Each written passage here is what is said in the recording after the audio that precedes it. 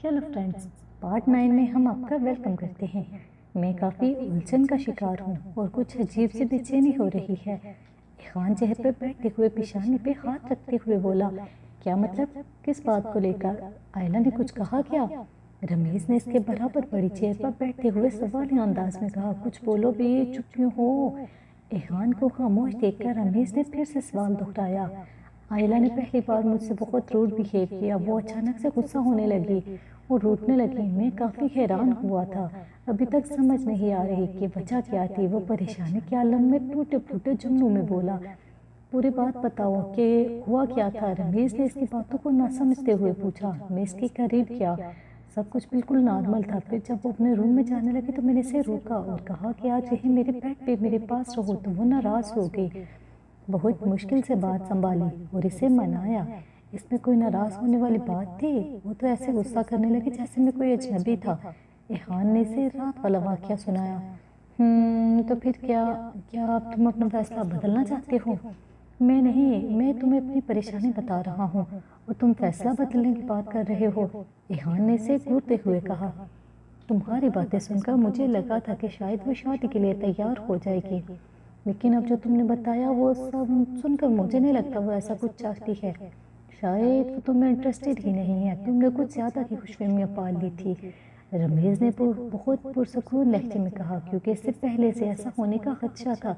ये क्या कह रहे हो तुम? मैंने कोई खुशफहमी नहीं पाली थी। इसने मुझे अपनी मोहब्बत से यकीन दिलाया था, और अगर वो मुझ में इंटरेस्टेड नहीं थी तो क्यों मुझे अपने करीब आने दिया? क्यों मेरी कुर्बत में, मेरी मोहब्बत की शिद्दत में पागल हो रही थी?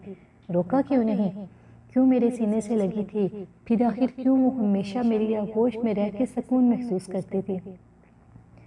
तुम्हारा इस तरह गुस्सा करने से कुछ नहीं होगा। अपने गुस्से को कंट्रोल करो। इरफान को तैश में देखकर वो एक सरदाग भरते हुए बोला, तुम जानते हो मैं इसे कितना चाहता हूँ, फिर भी तुम ऐसी बातें करते हो।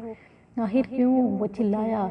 रिलैक्स इरफान, ओके फाइन, मैं बस अपने अंदाजे से बोला था। इसने बौखलाहट में कहा, तुम आराम से प्यार से इससे बात तो करो, वो मान जाएगी। रमेश ने इसे तसल्ली देने के लिए मजीद कहा, हाँ आज मैं इससे बात करूँगा, वो मेरे जज्बात को ज़रूर समझेगी। इरफान ने एक लंबी सांस लेकर खुद को पुरसुकून करते हुए कहा, हाँ ठीक कहा, वो तुम्हारी बात समझ जाएगी। रमेश ने इसकी हाँ में हाँ मिलाते हुए कहा। वो मजीद कुछ कहकर इसका पारा हाई नहीं करना चाहता था।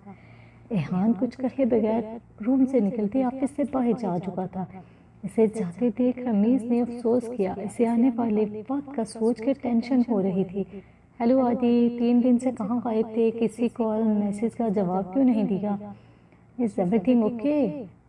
टीशा क्लासरूम में दाखिल होती सामने बैठे आदि को देखकर इसके पास जाते हुए बोली, तुम्हें इससे क्या? तुम्हें कौन सा मेरी कोई फिक्र है? अगर जरा सी भी परवाह होती ना तो मेरे घर पे आके पता करती। पर नहीं, तुम क्यों ऐसा करती? मैं तुम्हारे लिए अहम जो नहीं हूँ? आदि जो नोटबुक पे सर झुकाए कुछ लिख रहा था, टीशा की आवाज़ पे गर्दन उठाकर इसे देखते हुए नाराज लहजे में बोला, ओहो तो तुम मेरा इंतज़ार कर रहे थे? ही लगता है मुझे बहुत मिस भी कर रहे थे, है ना? वो इसके बराबर डेस्क पे बैठती अपने कोहनी इसके बाजू पे मारते हुए शरारत से कहने लगी, बिल्कुल भी मिस नहीं कर रहा था। और तुम्हें ज़रा भी शर्म नहीं आती कि ऐसे ढिठू की तरह मेरे सामने आ जाती हो हर वक्त?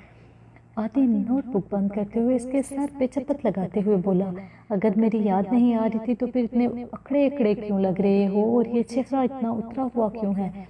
टीशा ने इसके चेहरे को अपने हाथों में थामते हुए पूछा, तुम्हें इससे क्या मतलब? वो मुंह बनाते हुए बोला, मुझे तुमसे ही तो मतलब है मेरी जान। टीशा ने इस पे झुकते हुए अपने नाक को इसकी नाक पे रगड़ते हुए बहुत मोहब्बत से कहा। इसके इस तरह करीब आने पे आदि की धड़कनें तेज हुई थी। वो जल्दी से उठा और कुछ कहे बिगना क्लासरूम से बाहर चला गया। उफ, ये हर बार शर्मा के बाद क्यों जाता है? आखिर लड़के तो लड़कियों के करीब जाने के लिए मरे जा रहे होते हैं, और एक ये लड़का है शर्मीला डरपोक, इसका जरा सा हाथ पकड़ लो तो ये डर के भाग जाता है। इसका कुछ करना ही पड़ेगा। वो मुंह पसरते हुए बुड़बुड़ाई और इसके पीछे चल दी। जानिए नेक्स्ट पार्ट में क्या हुआ।